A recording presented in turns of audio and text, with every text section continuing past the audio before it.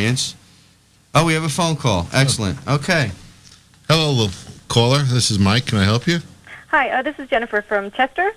I had a question for Earl. I've been listening to your show for the past few weeks, and you guys are doing a really great job. Thank you very much. Excellent. I've recently purchased a house, and it's in need of some updating, and we were thinking about renovating our kitchen and bath, and then possibly putting on a small addition in the back. And a few weeks ago, you guys were talking about getting 3 bids, and I had missed some of the information. I was wondering if you can go over that again for me. Oh, Earl, there you go. Sure, that was a good one. Hi, Jennifer. Hi, Earl. Okay. We'll give you the condensed version. Homeowners like yourself, Chester, what a beautiful area. Lovely little town, lovely some beautiful old homes. Fantastic stuff there. And historic. A lot of people are purchasing these homes, and just like yourself, we had a caller a few weeks ago call in and say that they were putting an addition on the back of their home, and also That's right. thinking about doing over the kitchen and the master bathroom at the same time while they have all this work going on in their home. Right, Let's get it all done. Right. So what I was trying to say, it is my opinion and my experience that people generally get 3 bids, and you usually end up with a low bidder, a medium bidder, and a high bidder, 3 different prices. And what we were cautioning people, because a lot of times people like yourself just jump at the low bid. There was a good quote you had, Earl, that week. That was excellent. Yeah, That's right. I've got them again, and I'm going to... You got to reiterate those with the people. I'll share them with Jennifer. But the caution, again, is jumping at that low bid, and what we're trying to say is be very careful. At American Design and Build, we pride ourselves on not being the low bidder, and we pride ourselves on coming in second place a lot, or the second place That's bid, correct. the medium bid. But we also get a tremendous amount of jobs at the high bid price, and that has to just do with Quality your reputation, and service. your and reputation, right, And what's recommendations, included also in the referrals, project. right. And we're all trying to, the homeowner needs to put together a bid package that all the bidders are bidding apples to apples, the same items.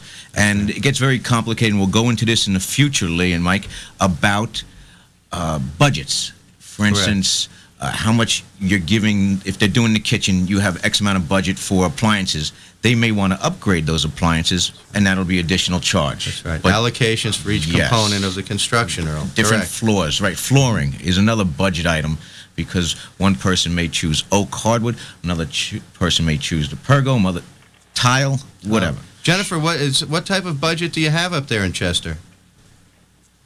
Oh, that's a good question, Lee. Like I said, we're just trying to put this all together here. We haven't figured out numbers yet. We're just...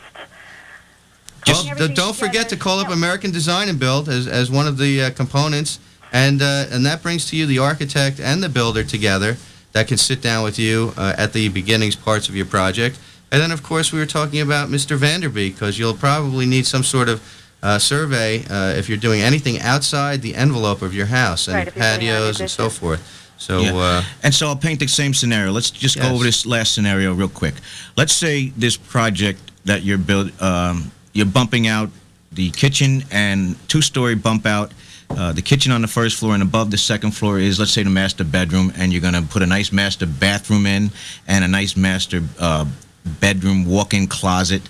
And let's say this project you put out to bid, and it comes in, your low bidder, again, $80,000, your medium bidder, $95,000, and your high bidder comes in at $100,000. Now, we're cautioning you, a lot of people jump at the $80,000 bid. And we have to caution this, because we get a lot of calls to come finish those jobs. yeah, and it costs more. And it actually will cost you more in the long run when we have to come in and finish the job, because half the times the job isn't done correctly from the start. So not only is it incomplete, but you have to go back a step or two to create a nice base to where we can finish it off the proper way. And that will that'll lead into my first quote, and that is, the bitterness of poor quality remains long after the sweetness of low price is forgotten. I enjoy that, Earl. That is the best. I love that one. I lived by that one. That's right. Okay, people jump at the low bid, and the job either gets done. Mike is smiling. That is the reason for your success, Earl, is that I believe that is the best. If you work by that motto, everybody's happy. That's a win-win for everybody. Exactly. And then my second one, okay, and I love this one. I have to quote John Ruskin one more time. We did it a few weeks ago, but I'm going to do it again because, again, I live by this one. It's a good one. The common law of business balance prohibits paying a little and getting a lot. It can't be done. If you deal with the lowest bidder, it is well to add something for the risk you run. And if you do that, you'll have enough to pay for something better. John Ruskin, everybody. I love that. I have to applaud that again, Yeah, Earl. again. I have to do it. So it's phenomenal. If people will just listen to those two things every other week from the American Design and Build and from the ABCs of Home Improvement, They'll whether understand American construction. Design and Build is on the job or not, that will satisfy 90% of the people that will have problems in their construction.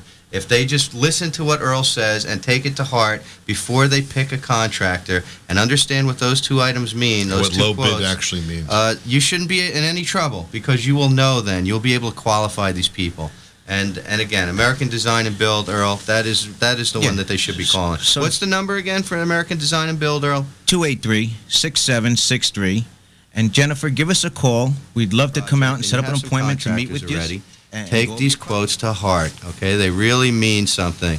They tell a lot. A few words tell a lot, and those words they tell a lot. A real story. Yep. Yeah, before we get back to the topic of the day, what makes a low bidder, what makes the guy that comes in $20,000 cheaper think that he can do the same job? Exactly. It can't be It done. can't be So done. You know the sad part of it, really, and I haven't said much until this point about that. A guy comes in with a low bid, and you jump at it because you really said, "Well, honey, we can do it for 80,000." But somewhere along the line, the job's going to stop. Yeah, and they're Because going to he's want gonna be more out of money. It's exactly right. And because he's out of money, you're going to pay the piper twice. Because he's going to walk off the job or stop the job, and you're going to be in disarray and going to go, "What do I do? What do I do? And Why didn't I listen to the guys that's on the right. radio?" You know. That's right. And again, we're working on a project right now in Sloatsburg where we're picking up the pieces off a job where a contractor just abandoned the job and took a few $100,000. And now we're having to go piecemeal because the lady who put up the money didn't realize she gave way too much up front. Based on her own judgment, she thought that was good, and she was happy with the contractor at the beginning of the job. And it comes down to finishing the job. $200,000 is gone, and there's still $100,000 worth of stuff that needs to be done. And where does this lady now come up with this money when the contractor told her the whole job was going to be $225,000? She gave him 90% of the money, and everything went smoothly up to a point. And when that money stops coming, and he abandoned the job, now who knows what kind of money he took away from that job that he didn't put on the job to get the job done. But they're having a real difficult time trying to collect from him at this Those point. contractors make it bad for the rest of us. And that's right. And you always, again, we're going to throw this out there. Builders Association. How do you know, that the contractor is a reasonable contractor with the same sort Fairly of... reputable, too. Yeah, reputable. You have to call in and check some qualifications. Phone book is the worst place to go because that's an unknown factor. I mean, even though everyone tries to get there, the real good ones probably won't even be in the phone book. If they are, they're just listed. But Exactly. associations with some reputation, like Building Association Hudson Valley is what I'm thinking about That's right it. now. Also check the Better Business and make sure, certain people are not on the list. The Consumer Affairs. You don't have to be a member of the association to be a good builder, but a majority of the good builders organize themselves together in the Builders Association because they have the same beliefs and how things should be done and how, the certain ethics of the industry. So being a member of that organization sort of guarantees that you're getting somebody of quality and the same caliber that has some integrity and is a reasonable builder. If you call out of the Yellow Pagers or the Penny Saver, it's sort of like a 50-50 shot that you're going to get somebody that really is a qualified builder. You never know. Earl, you have something? Well, our local Builders Association of the Hudson Valley, that association is affiliated and a member with New York State Builders Association, who is affiliated and a member with National Association of the Home Builders. Exactly. Okay, so this brings, like you said, makes it all reputable. If you have a builder who is a member and an active member in these associations, they're very well known. They're usually quality people That's right. that are there to better themselves and their industry. Correct. And they're affiliated with people in all walks of this building.